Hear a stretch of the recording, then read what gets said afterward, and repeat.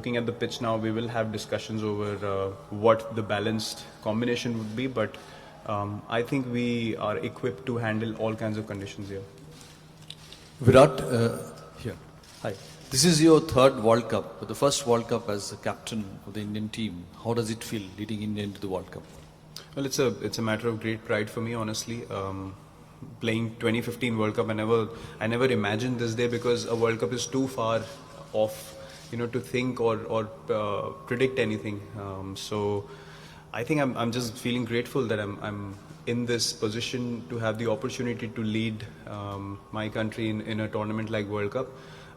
It's always going to be a time to remember and a very, very special feeling. So I'm really looking forward to the challenge. It's a different kind of responsibility. You need to be able to absorb a lot more. So I think from that point of view, it's something that is really exciting me to have this kind of a challenge at this stage in my career. Virat, what have you made of the first week of the tournament from the sidelines, and also what lessons do you take from the Champions Trophy, which was here 2 years ago? Lessons from the Champions Trophy, I think the lesson is basically to play the cricket that we know how to play. We didn't try anything drastically different in the Champions Trophy. We just stuck to our strengths, and in the final a better side beat us. But we have plugged a few areas that we needed to since then. We brought in wrist spinners to take wickets in the middle overs, and that's been the reason for a lot of our success in the last couple of years. So from that point of view, I think we are an even stronger side when you compare the Champions Trophy side. And I think the first week has been a gradual sort of a progress, I would say. A couple of really exciting games, a couple of one-sided games. But there's a lot to learn in terms of composure. I think the teams that have been more composed are the ones that are, winning games and have better chances of doing well in pressure situations. The teams that try a bit too much or, make bad decisions are the ones who are suffering. And that's the kind of pressure the World Cup brings. So, as I said, we need to bring all our experience to the play tomorrow to be able to take right decisions under pressure situations compared to the opposition. And as I said, the team that makes better decisions is invariably going to win in a high pressure tournament like the World Cup. Virat, you played with... Sorry. Virat, you played with Dale Steyn at RCB just a couple of weeks ago. What shape was he in? How was he bowling? And how are you sad that he's gone home from the World Cup? Yeah, I'm really feeling bad for Dale because he looked really happy. He was bowling really well, and then suddenly we find out that he's not gonna be able to continue. So I feel bad for him because he's been a friend for a long time, and he's a very motivated guy. He's been very happy to come back and play for South Africa. He's been doing really well, and he has that hunger and passion in him still. But those niggles and injuries are just not going his way, and I can understand his frustration about that. I wish him a speedy recovery, but yeah, of what I saw of him, he was looking in a great mental space. He was very happy. He was enjoying his cricket, bowling really well, getting along with everyone. So I can understand he must be feeling gutted, and I'm feeling bad for him, actually.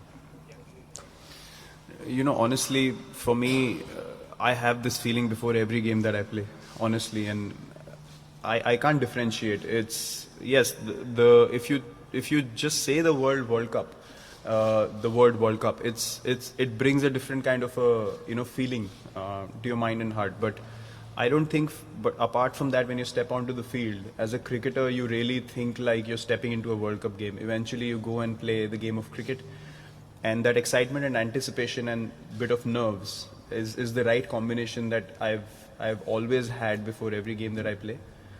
2011, 2015, similar kind of butterflies in the stomach. Even when you're walking into play in a test match and you're walking in at 10 for 2, you have the same kind of butterflies in your stomach. So I think that is a very consistent factor, and when that starts going down, you know what comes next. So I'm just glad that it's gone on and it's going on, and I'm just feeling excited, anticipation, and a bit of nerves as well, which is always good for any sportsman to have. So yeah, it's pretty similar, I would say, to the past.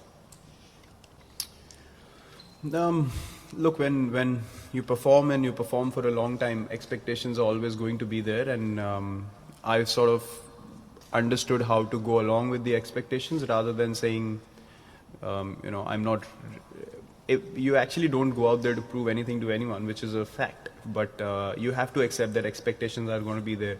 When I walk out to bat, come down the stairs, people are going to say, we need 100, and all those kind of things will happen. So for me, that's just a part of the process now. It's not something that I don't want to hear, or something that I think people should not tell me, because when you do well, people obviously want to see you do well again and again, because they want to see the team win. So my focus is, again, if I'm in a position to be able to do that again, but more importantly, make the team win, that will be my goal. And if it takes 100 runs, 150, 50, 60, 70, 40, whatever it is, I'm ready to do that. And I think that's the frame of mind I'm going to be in. Especially the bowling combination when you sit down at the start of the match to decide. Well, look, if the conditions offer you a lot in terms of the pitch, a cloud cover we know it's a very, very different situation in England when there's a cloud cover and when there's sun out. With 2 new balls, if the pitch has something to offer, then, an extra seamer comes into the play big time. But even on a good pitch, on a batting friendly pitch with 2 new balls, I foresee at least the first 10 overs to be still challenging if there's a cloud cover, because we're playing in England and the ball tends to do a bit more than any other place in the world. So I think it will definitely be challenging, starting at 10:30 in the morning for the batsmen, and that's something that we've discussed and we've recognized how to go about it. What are the plans, heading into being a bit more solid in that particular phase. And from the bowling point of view as well, even if we play with 2 spinners, 2 seamers or 3 seamers, they are going to be in the game in the first half if we start at 10:30. So I think the dynamics will change from morning to afternoon big time, and the bowlers will have to adapt very quickly to that. Virat, can you talk about the growth as a captain since 2017 World Cup? I ask only because I don't know if you would agree, World Cups define the legacies of a captain. Do you think this will be your toughest assignment as a captain? Looking at the length of the tournament and the format of the tournament, yes, it will be tough for any captain, including myself. Playing 9 games, it's a long tournament. You're playing every side once, and you have to think on your feet. You have to adapt very quickly. It's not a bilateral or you're not playing a team twice where you can play them once and plan again and come back and play again. So you have to be precise. You have to think on your feet on that day, make good decisions, and stay ahead of the 8 ball. So from that point of view, yes, it will be a very, very challenging tournament, and as I said, something that I'm really looking forward to.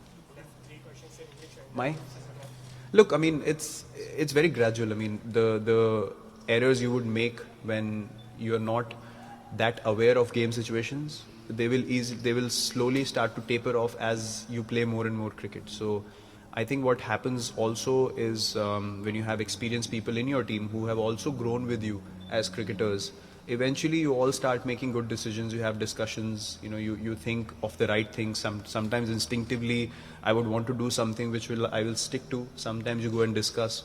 So I think it's important to find the right balance. No one can make all good decisions or right decisions all the time. So important to try and make the right decision, but own up to your mistakes and accept the errors as well. So, which I think gradually with time, everyone sort of understands that process well, which also is happening to me slowly.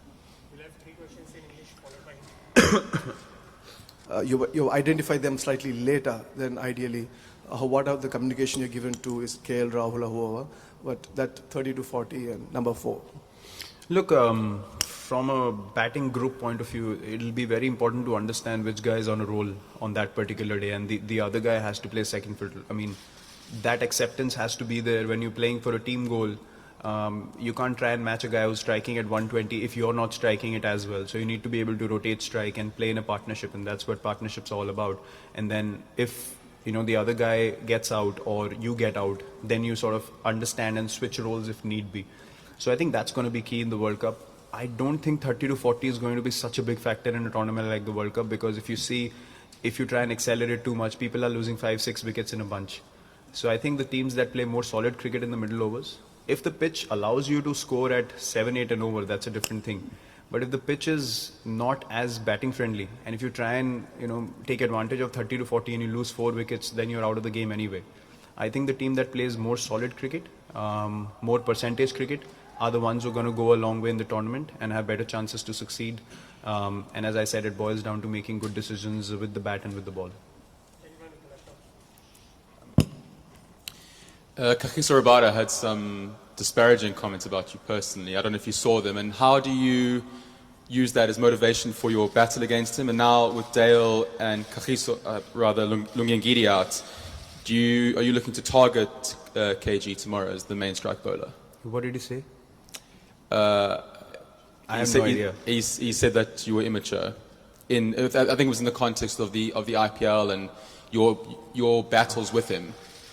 Well, I've played against Kagiso many times, and I think if anything needs to be discussed, we can discuss it man to man. I'm not using a press conference to, answer anything or anything. Okay, well, on to the second question. With Lungi Ngidi out... Look, whether Ngidi plays or Stain plays or not, Rabada is always going to be a world-class bowler and a threat to any side he plays against, because he has the kind of passion and he has the kind of skill set that he can, on his day, go through any batting order. So we played well against him in the past, and that's only been because we've been respectful of his skills, but at the same time we've been assured and sure of what we want to do as batsmen. So I think against guys like Rabada, who are on their day, as I said, can turn up and bowl outstandingly well, you have to be respectful but have that self-belief in yourself as well, and that balance will be very crucial.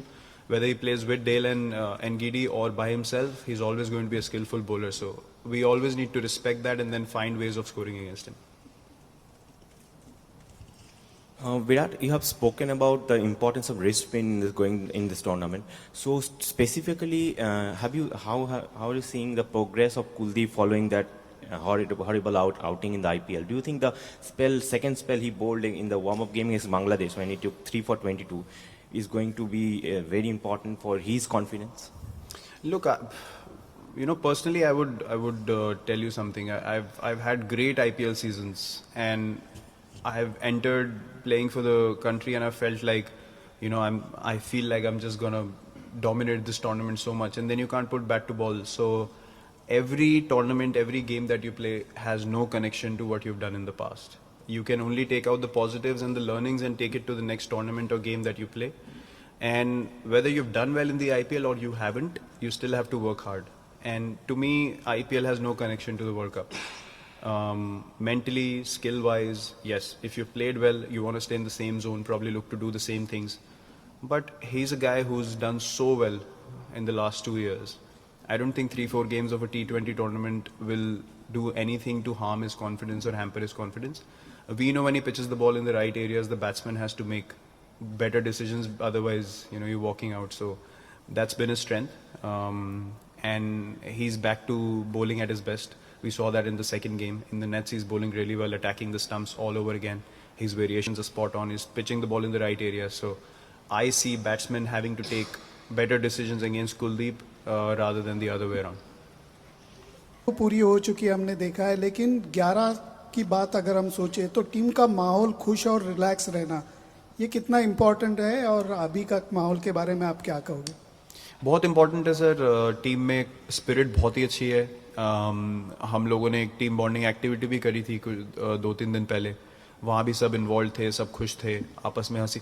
एक अच्छी चीज़ ये है कि हम लोग IPL में अगर अलग जाते भी हैं तो IPL में भी एक जो कमराडरी है, एक जो फ्रेंडशिप, हमारी दोस्ती है आपस में, वो देखने को मिलती है. कभी आप देखेंगे नहीं कि टीम के जो लोग हैं उनके आपस में कुछ आर्ग्यूमेंट हुआ या कोई हम लोग सिर्फ एक ही चीज़ को लुक फॉरवर्ड करते हैं कि वापस इंडियन टीम के लिए मिलके कब खेलेंगे. तो आई थिंक वो एक जो एक्साइटमेंट रहती है साथ में खेलने की, हम हमेशा उस चीज़ को we look forward to it. और जब भी हम आपस में आते हैं, सबकी आपस में अच्छी दोस्ती है, तो ऐसा कुछ बोलने का ज़रूरत ही नहीं पड़ती टीम में कि ऐसे माइंडसेट में रहना है या ये करना है. अपने आप ही इनपुट्स आते हैं कि हम ये कर सकते हैं. अब यंगस्टर्स भी खुल के बोलने लगे हैं कि हम ये कर सकते हैं टीम के लिए, हम वो कर सकते हैं. तो आई थिंक वो एक जो रिलैक्स्ड एटमॉस्फेयर है वो बहुत ज़रूरी है, जो हमने लास्ट 2-3 साल में बहुत अच्छा क्रिएट किया ड्रेसिंग रूम में, सबकी मेहनत की वजह से. और वही हमारा एक जो USP या फिर हमारा एक्स फैक्टर जो रहा है टीम का, वो वही है कि हमारा एटमॉस्फेयर बहुत अच्छा है ड्रेसिंग रूम में. और इस टूर्नामेंट में और भी क्रूशल होगा क्योंकि लंबा टूर्नामेंट है, जैसे मैंने बोला, अप्स एंड डाउन्स होंगे. साथ में रहना बहुत इंपॉर्टेंट है, और टीम स्पिरिट अभी काफ़ी अच्छे.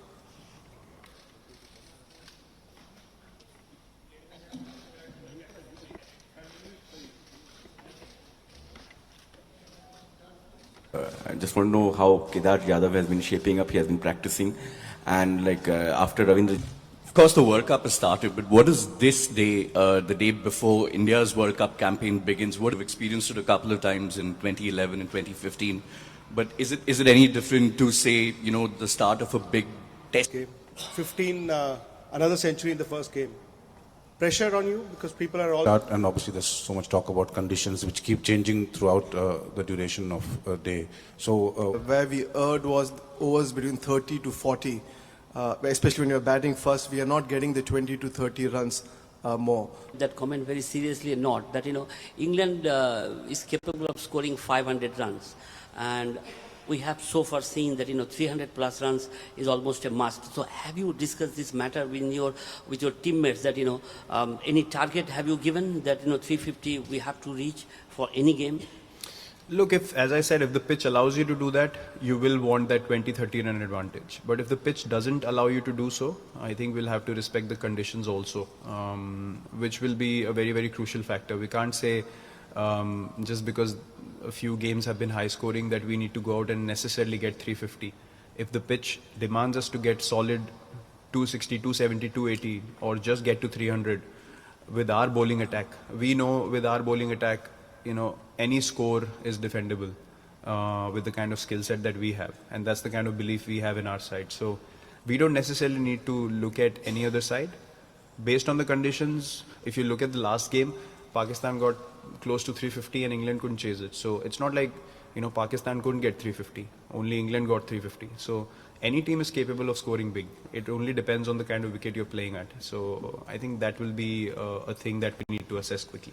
And that 500 runs that you mentioned well, in England... it's quite possible. Why not? They've gone past 400. I don't know what the highest score was. I don't know the number.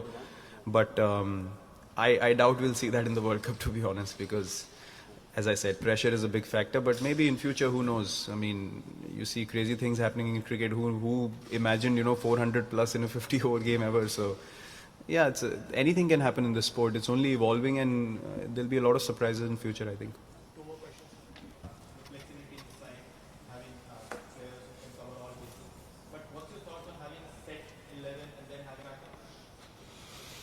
Well, I think the flexibility would matter in the bowling setup is how we foresee things. The batting lineup will have to be consistent because in a long tournament, guys who get into a groove or guys who you think can win you games and they haven't got off to the starts that we want them to, they'll probably get there at some stage. But I think with matchups in terms of playing against if they're more left-handers, then the bowling combination can alter a little bit, which we have discussed in the team. That's why we've kept a team that has balance, and we want to be very flexible in terms of what we play as a bowling combination on the day, and everyone's mentally ready to make a mark. So that sort of message has been given within the team, and guys have accepted it. They understand that they will have to play certain roles at different stages in the tournament, and I think that flexibility is going to be crucial. It's going to be key because you can't be rigid in what you want to do as a bowling group and then, do everything accordingly against every opposition. So I think we'll have to be flexible in terms of who we play against whom. Virat, either. Haan ji.